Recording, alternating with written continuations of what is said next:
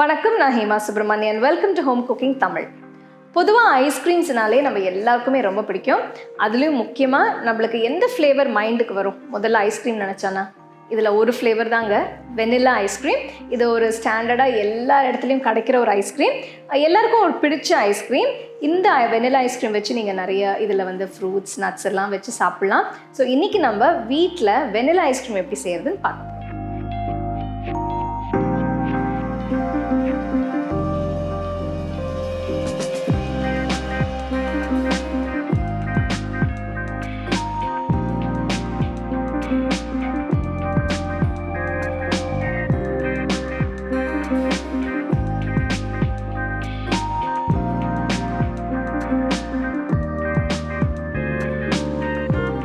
Vanilla ice cream செய்கிறதுக்கு முதல்ல 500 ml பால் காய்ச்சணும்.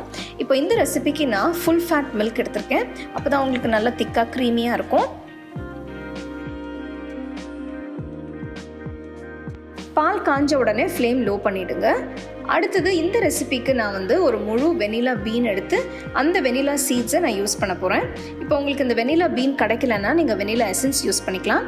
So இந்த வெனிலா பீன் கட் பண்ணுறதுக்கு ஒரு பக்கத்துலேருந்து கத்தி போட்டு நல்லா கீறி உள்ளே இருக்கிற வெனிலா சீட்ஸை மெதுவாக கத்தியாலே கீறி பாலில் போட்டுருங்க. இப்போ பார்த்தீங்கன்னா உங்களுக்கு நல்லா அந்த வெனிலா சீட்ஸ் நல்லா தெரியுது.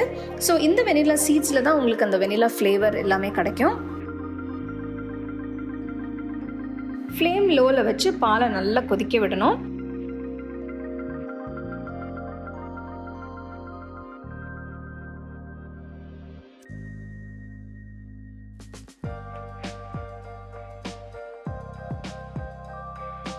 பால் இப்போ 10 நிமிஷம் கொதிச்ச பிறகு இதில் 1/2 கப் சர்க்கரை சேர்த்து நல்லா மிக்ஸ் பண்ணணும்.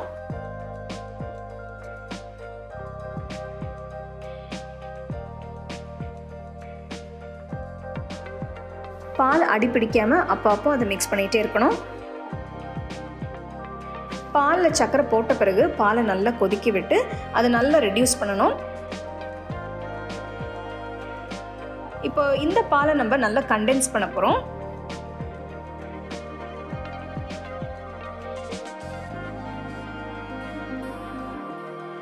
பால் நல்லா கண்டென்ஸ் ஆகிருக்கு. ஸ்டவ் ஆஃப் பண்ணிவிட்டு தனியாக எடுத்து வச்சுருங்க. அடுத்தது ஒரு பவுலில் 300 ml ஃப்ரெஷ் க்ரீம் எடுத்து ஹேண்ட் பீட்டர் வச்சு 1 நிமிஷத்துக்கு நல்லா பீட் பண்ணணும். ஃப்ரெஷ் க்ரீமை பீட் பண்ணுறதுக்கு முன்னாடி பீட் பண்ணுற பவுலும் ஃப்ரெஷ் க்ரீமும் நல்லா ஜில்லுன்னு இருக்கணும்.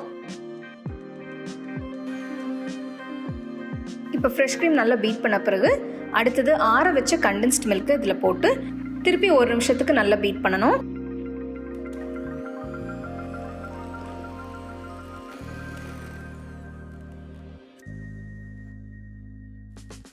வெனிலா க்ரீம் ரொம்ப அருமையாக நல்லா சேர்ந்து வந்திருக்கு. இப்போ இந்த பவுலில் அப்படியே 1 மணி நேரத்துக்கு ஃப்ரீஸ் பண்ணணும். 1 மணி நேரம் கழித்து பார்த்தீங்கன்னா பாதி செட் ஆகிருக்கு. பவுல் ஃப்ரீசர்லேருந்து எடுத்து திருப்பி ஒரு வாட்டி பீட் பண்ணணும்.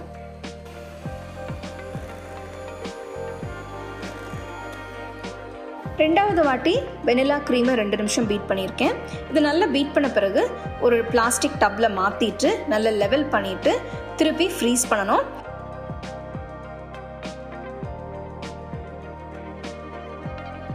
ரெண்டாவது வாட்டி ஃப்ரீஸ் பண்ணும்போது ஒரு 8 மணி நேரத்துலேருந்து 12 மணி நேரம் வரைக்கும் ஃப்ரீஸ் பண்ணணும்.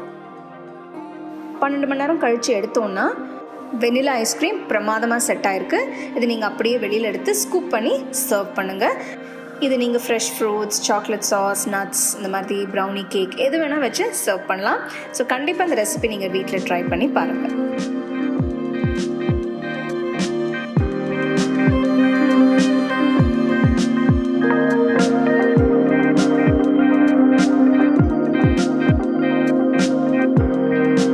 அருமையான வெனிலா ஐஸ்கிரீம் எப்படி செய்கிறதுன்னு பார்த்தோம்.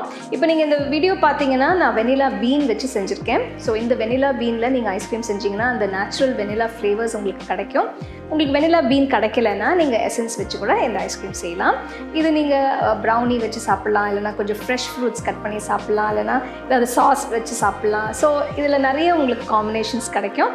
ஸோ கண்டிப்பாக அந்த ஐஸ்கிரீம் நீங்கள் வீட்டில் ட்ரை பண்ணி பாருங்கள். You can get a copy of our first edition of the home cooking book on 21 frames.